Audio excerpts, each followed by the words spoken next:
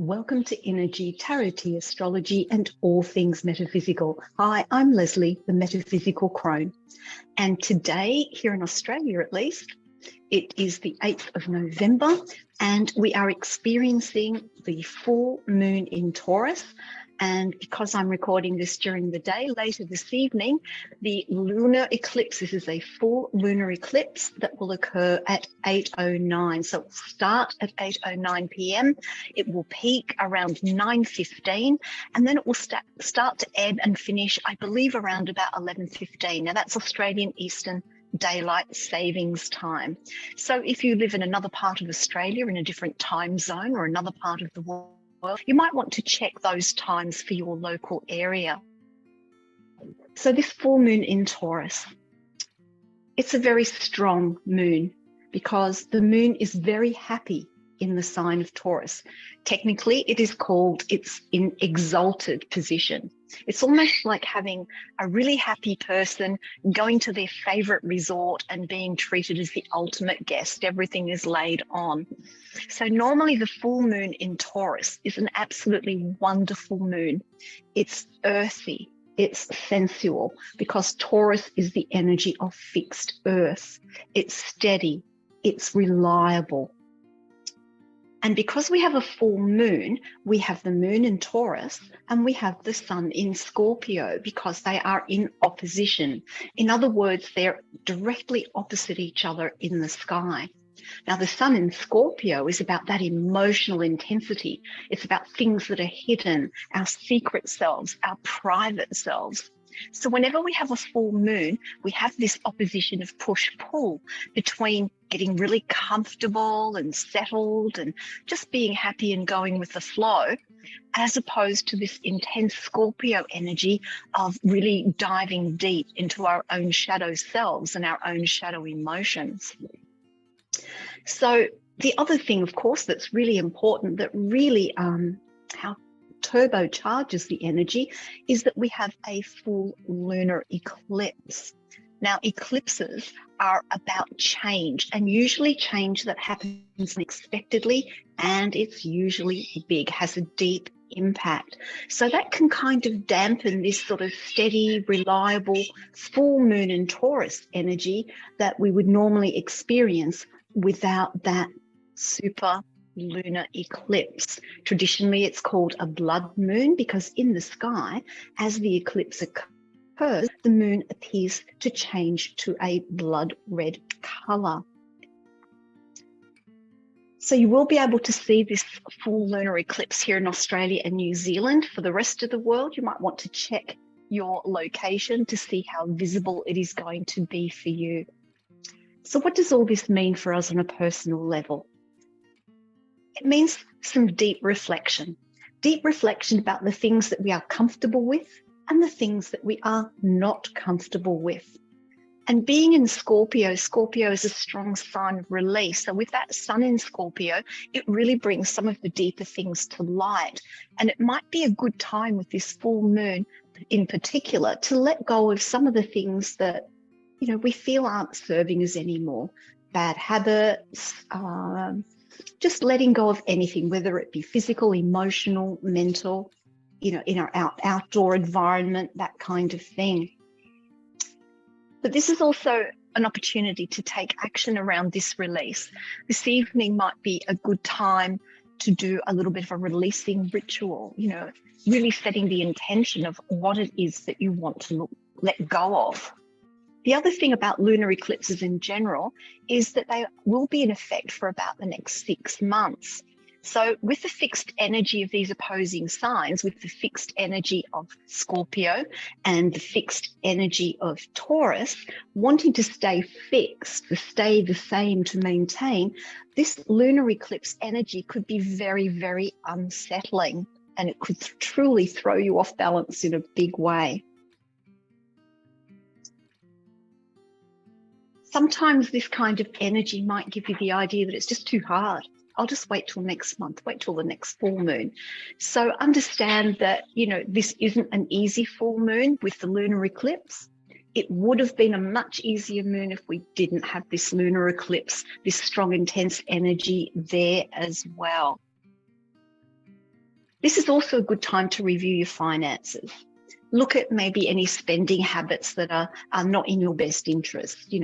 I'm thinking about those possible impulse buys or emotional purchases in particular, just so you can simply feel good, because Taurus likes to feel good. It's a very earthy, sensual energy, comfort energy. So, with this lunar eclipse, there may be some unusual outgoings or unexpected bills or financial issues that might just pop in as a bit of a surprise. So forewarned is forearmed. It's also a good time to reassess your personal values in life. Taurus, as well as representing money and finance, it also represents what we value.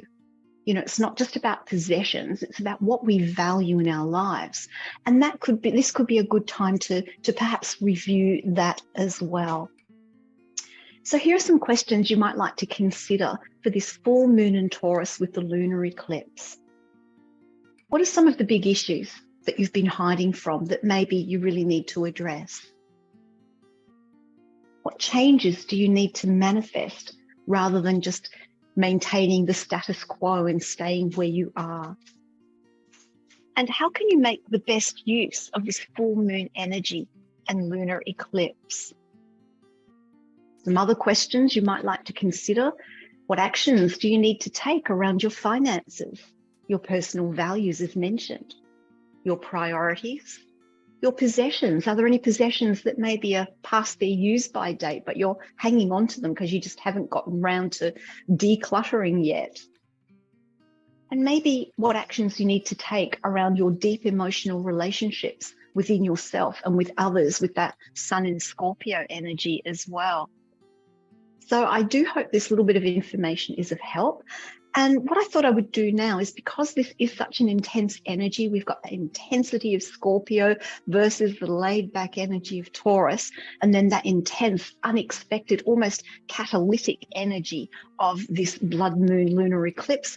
I thought I might share some oils and some crystals that might support you. So I'm going to start off with some crystals. So the first crystal that I have chosen is selenite, and I have some nice, got a pentacle engraved on there and the moon phases engraved on there. So selenite is a wonderful stone to represent the moon herself. If you don't have selenite and you do happen to have some moonstone is perfect. So this is a rainbow moonstone.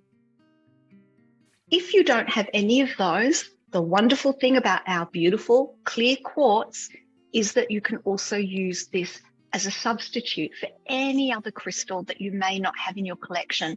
So I will sometimes use the clear quartz when I want to amplify the moon's energy.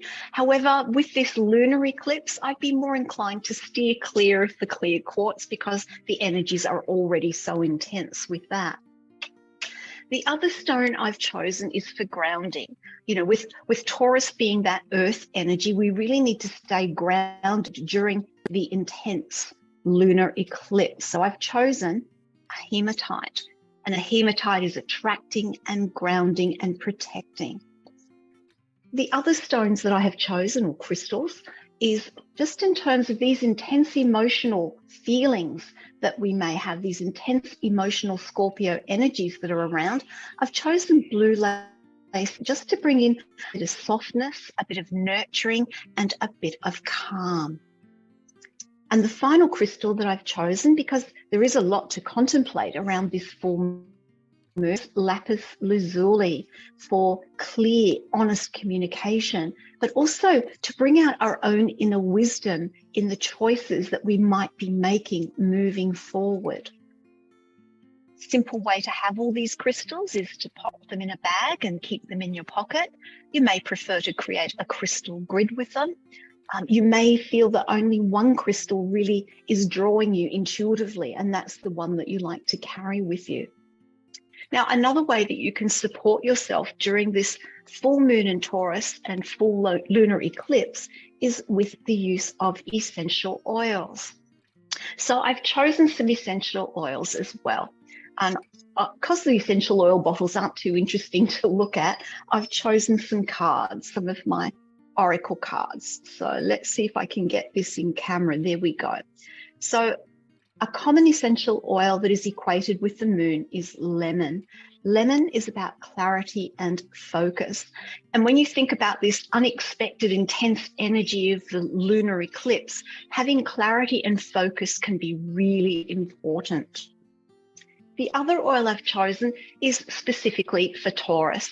And I have chosen, let's bring it back. I've chosen patchouli. Patchouli is about, again, being grounded, staying present, but it also has that little bit of sensuality about it that is very much a Taurus energy. The third oil I've chosen is vetiver. Vetiver for grounding, really making sure that we're in the earth energy of Taurus, that we're fixed on the earth, and that's going to be really helpful for us as we go through this full lunar eclipse. And the final oil I've chosen is geranium. Oops, I will get this camera thing right eventually. And geranium is great for balancing the emotions, because with that intense Scorpio energy of the sun, with that intense lunar catalytic energy of the eclipse, it would be easy to get emotionally out of balance. And so that would be awesome to use as supporting you with that. So if I was going to make this up into a blend for my oil burner, I would put in 3 drops of lemon. I would put in 1 drop of patchouli, 1 of vetiver, and 1 of geranium. And the reason I have lowered the drops for the other oils aside from lemon is because lemon is a very light oil, and so it's going to evaporate more quickly than the others. So this hopefully will balance out the blend. So I do hope that that has been of help to you. Now let's finish off with a little reading, a little mini reading for this full moon in Taurus and full lunar eclipse. So I'm just going to start shuffling my Rider-Waite Smith deck. And you might hear birds song, you might hear a little bit of wind breeze in the background because it's such a beautiful day here where I live by the beach that I'm sitting outside on my deck recording this video for you. So I feel any nature background noises will just add to the energy of this time. All right, so let's have a look at what we've got.